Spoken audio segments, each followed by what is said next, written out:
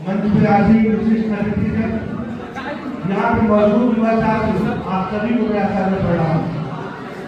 आज का युवा संवाद कार्यक्रम सिर्फ विचारों को आदान प्रदान करने का मंच नहीं, बल्कि राष्ट्र निर्माण के अपने कर्तव्यों को और मजबूती से आगे बढ़ाने का दिन है।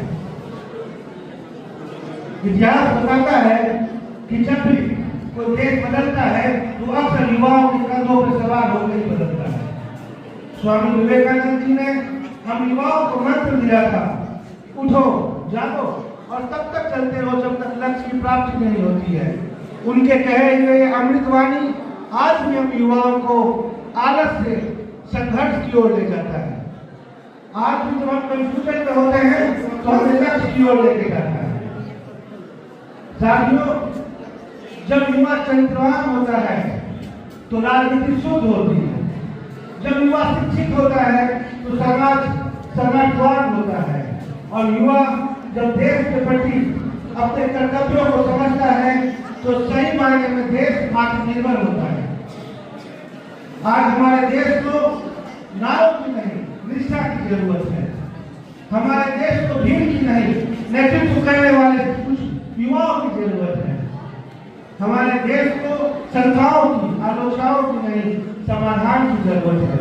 और ये तभी संभव होगा जब हमारे देश के युवा स्वामी विवेकानंद जी के कहे हुए विचारों को अपनाएं और उनपे अपने जीवन को आगे बढ़ाएं। उन्होंने कहा था कि हमारे युवा जब शारीरिक रूप से मजबूत हो जाएंगे, मानसिक रूप से मजबूत हो जाएंगे और चारित्रिक रूप से भी मजबूत हो जाएंगे, उस दिन हमारे देश को, हमारे भारत को विश्व गुरु बनने से कोई रोक नहीं सकता है।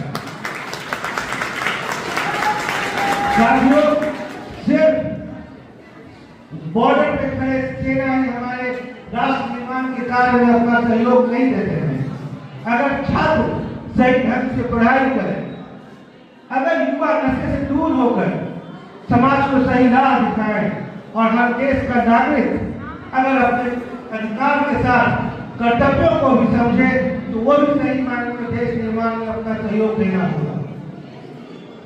आज हम सभी लोग स्वामी विवेकानंद जी के जयंती के अवसर पर यहाँ पे मौजूद हैं। हम सभी का कर्तव्य है उनके बताए हुए मार्गों पर चले। उन्होंने कहा था कि कमजोरी एक महापाप है और हम सभी लोग ईश्वर के संतान हैं और ईश्वर के